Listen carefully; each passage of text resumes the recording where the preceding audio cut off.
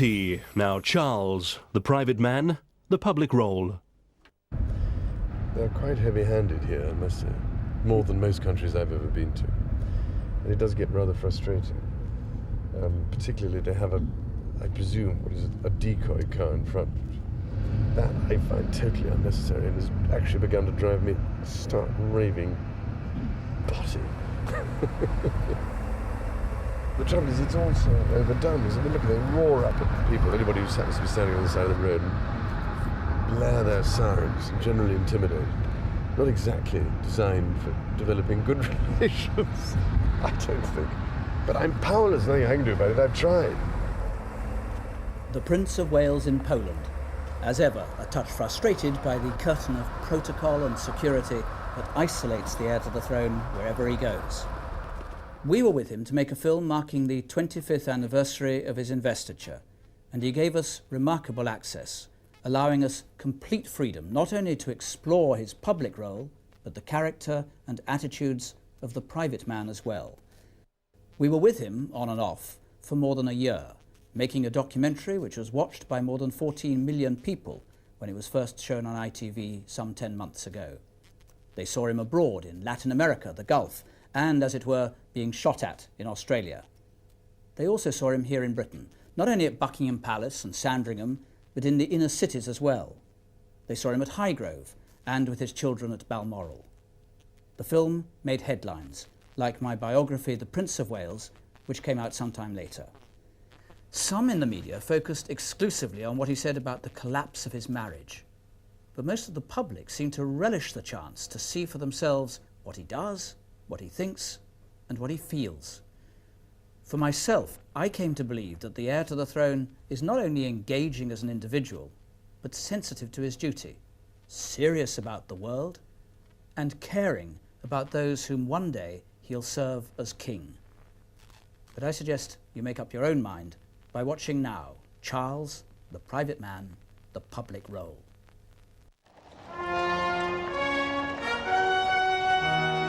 I, Charles, Prince of Wales, do become your liege man of life and limb, and of earthly worship. And faith and truth I will bear unto thee, to live and die against all manner of folks.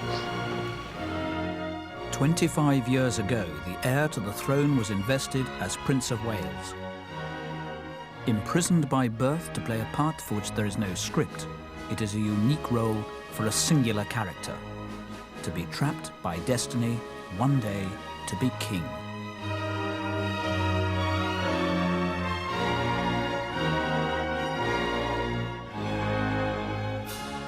"25 years on, this is the story of the Prince of Wales today. What he does, what he thinks, what he believes, what he feels.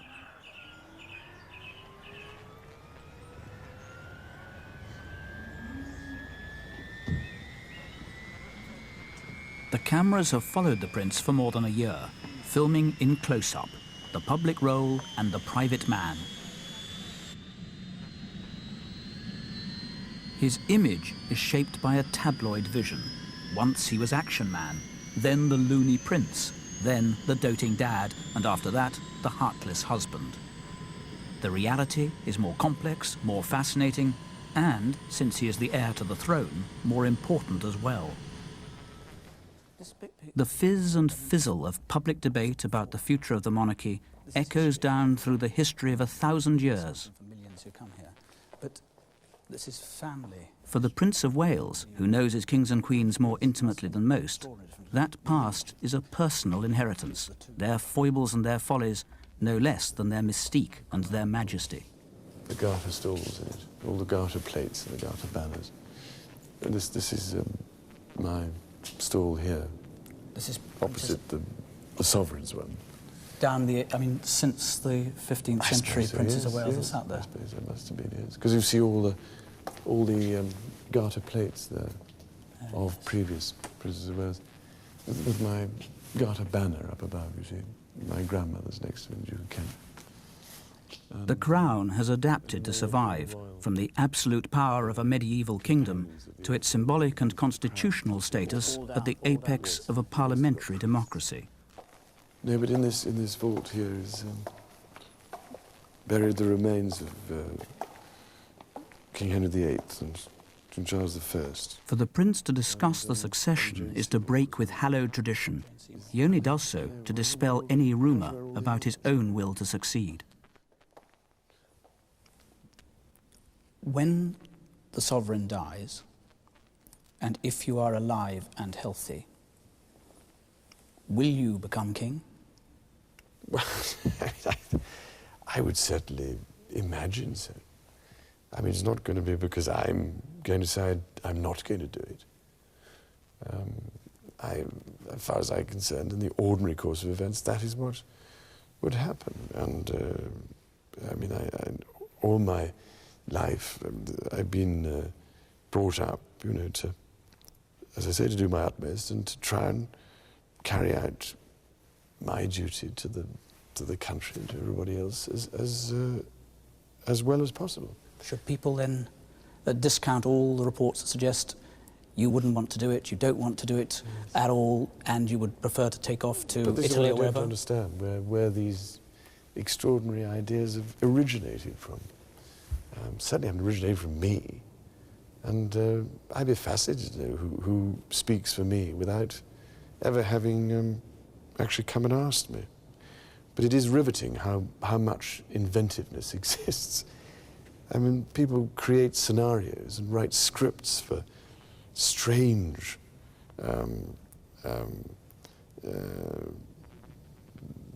almost plays, I find, which bear no relation to reality and no relation to the way I view things or do things or think about things. It's absolutely extraordinary. No, I'm not going to go and live anywhere else. I mean, I don't want to. Hi, Stephen. I'm Stephen. Very nice to meet you. How are you? Are these, how many of these are yours? None of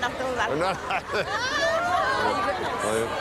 Is this one yours? No, this is hers. Another one? I've got 4. How's your two? They're all right, thank you very much. Yes, they're getting a bit bigger now, to say the least. And you've got... They call this an away day. He's in Birmingham to promote the work of the Prince's Trust, the charity he founded almost 20 years ago to help deprived young people to help themselves. The wider purpose is to meet the people.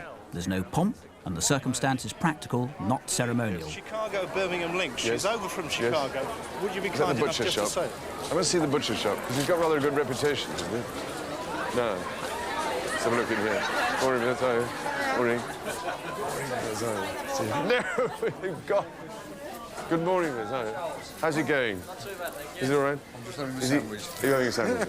Which ones? Are you having a pie anyway? Salad ones. The salad ones, are you? After all, I do come into the butcher shop to get this salad. I love it. Very nice. How are you? Are you all trying to get in there, right? Remember me from Oakland's, met you at Oakland's. Yes, that's right. Remember? Yes. Michael Nathan, I've grown up now. Mark Yes, Dixon looked like, and the bad talk. Look at that. Yes. Remember I was there, outside. That's all right, thousands yes. of people. How old are you now? 25 now. You really? Yeah. Very good. Well, you managed to get ahead of a Royal Flying Corps bad.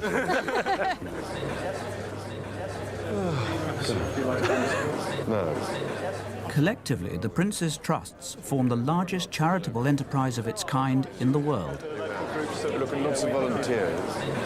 Did they make you go down potholes and things like that? Rather you than me. I couldn't. Did he?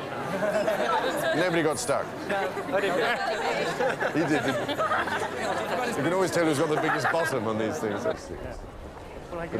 The Prince has long had his own establishment, except for the press office, which was run by Buckingham Palace, far too cautiously for his taste. 15 years or more I've been trying to get my own set up. But it works. And they wouldn't let me. But I mean, and then you have to wait for a sort of nonsense before anybody does anything. Drives you bonkers. Yes, but you know, and I guarantee you, give it a year or two. At last, though, he has his own team, his own press office. Well, they That's will. the way I think to they do realise it. now because it's working. God bless That's it. you. Oh, thank you, Prince Charles. Thank you, Prince.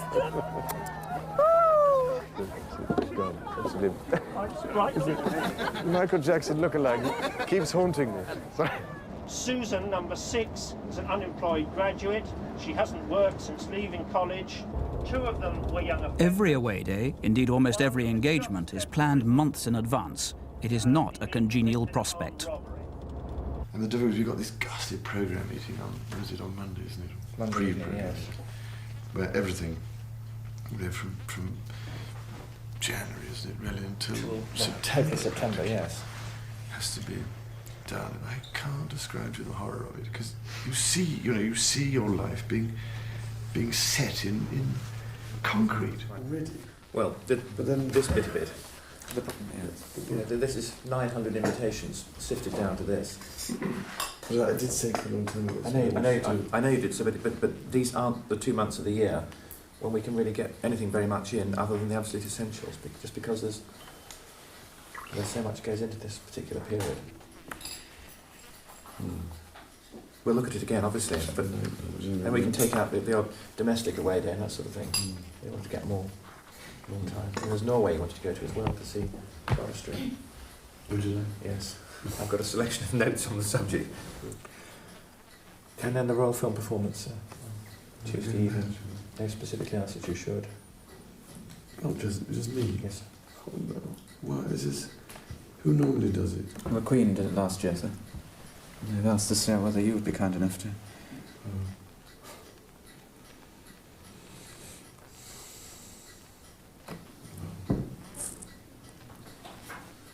I thought she always did it. No, it was every other year with Queen Elizabeth, I think, and then the suggestion was that you and the Princess jointly would do the alternate years instead of Queen Elizabeth. And this time the invitations just came in for you. Right, I suppose I'll have to, won't I? To there. I should have a helicopter, won't I? The twice-yearly planning meetings are dreaded as much by the staff as by their boss. For him, it's not the duty itself that he minds, but being imprisoned by a diary from which there is no escape. I'd also like you to go to the banquet in the evening, but I think, frankly, that's going to end up being really quite a lot to achieve in one day. The problem is it does basically do three sorts of awards consecutively in one day. Well, I'm not going to do it. I mean, I don't want to do that. And nor do I want to do the Elvis Awards anyway, because I did them last year.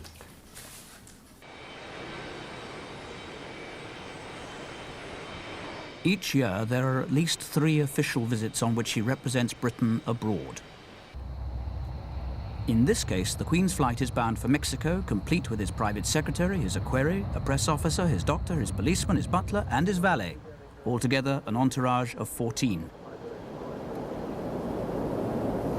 Can you say, with your hand on your heart, I really look forward to this? Well, it's not a holiday.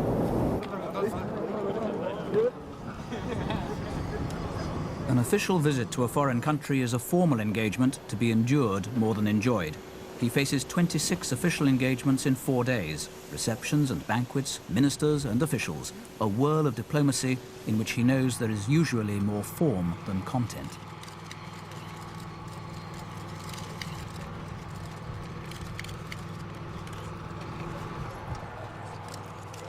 On this occasion, there is a touch of tabloid spice as well. It's his first visit abroad since the separation from the princess. Will the crowd still show up? How will they treat him?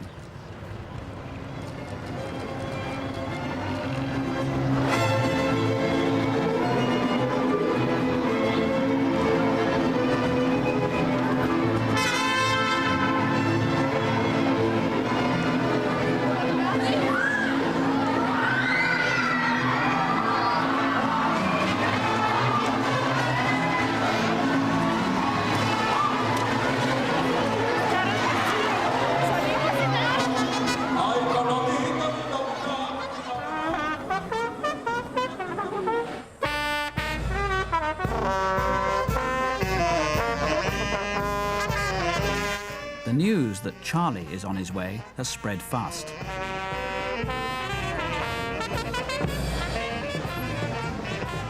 The selection of San Isidro for the privilege of a princely visit was not quite random.